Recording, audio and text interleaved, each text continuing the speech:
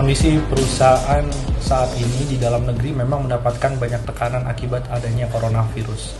Yang pertama adalah pelemahan nilai tukar rupiah. Ini pergerakannya relatif cukup cepat dari 13.000 kemudian menjadi 16.800 hanya dalam waktu yang relatif singkat.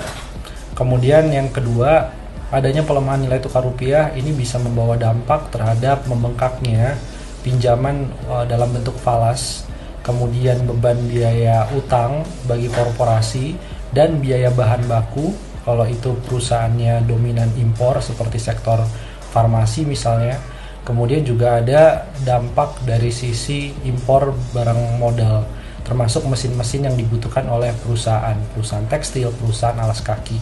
Nah, ini mengalami pembengkakan. Sementara di sisi yang lain, ketika dari sisi input produksinya mengalami kenaikan cukup tajam, tapi dari sisi permintaan kita mengalami pelemahan daya beli yang cukup ekstrim.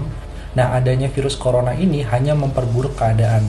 Jadi sudah ada perang dagang, pelemahan harga komoditas, ekspornya kemudian menurun, tercatat beberapa kali neraca perdagangan defisitnya cukup lebar, bahkan sepanjang sejarah terlebar misalnya. Dan adanya coronavirus ini tambah memperburuk kondisi industri pengolahan di tanah air. Terkait dengan stimulus-stimulus yang sudah diberikan kepada masyarakat dan atau direncanakan untuk diberikan, ini ada beberapa catatan. Yang pertama, stimulus 405 triliun, kita spesifikkan lagi adalah 110 triliun itu jaminan sosial. Ini masih menyasar pada masyarakat miskin yang memang sebelumnya sudah mendapatkan bantuan. Jadi tidak ada inovasi-inovasi kebaruan di sini. Mau bicara soal PKH, mau bicara soal subsidi listrik misalkan 450 VA dan 900 VA memang sebelumnya sudah disubsidi. Di Indonesia punya 115 juta kelas rentan miskin atau yang disebut sebagai aspiring middle class. Ini adalah bukan termasuk kelas yang berada di bawah garis kemiskinan.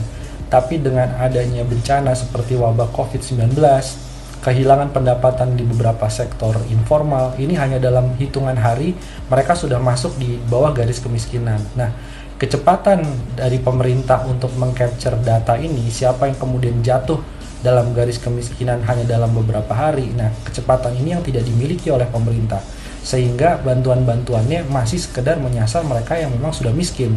Sementara yang miskin baru ini banyak belum tercapture. Kalau kondisi ini terus terjadi, bahkan sampai selesai lebaran masih terjadi, ya kita akan mengalami keterpurukan ekonomi yang lebih buruk daripada tahun 2008 maupun dari tahun 98. Jadi perbandingannya adalah tahun 98, meskipun ada kerusuhan, meskipun nilai tukar rupiahnya juga mengalami pelemahan, tapi kita tahu bahwa UMKM itu banyak yang melakukan pergeseran dengan cepat. Jadi ketika 98 terjadi kelangkaan minyak tanah di berbagai tempat, harga BBM naik, banyak UMKM tidak terlalu terpengaruh sehingga menjadi tulang punggung percepatan recovery krisis di banyak daerah karena mereka masih menggunakan kayu bakar. Jadi ada substitusi bahan baku yang kemudian masih menolong UMKM. Tapi hari ini hubungan antara data UMKM yang ada di desa dengan yang di kota ini sangat erat. Apa yang terjadi misalkan pasar Tanah Abang kemarin ditutup,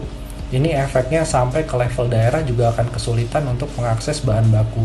Jadi ada hubungan di 2020 yang semakin kompleks, semakin terikat, dan ini justru memperdalam terjadinya krisis.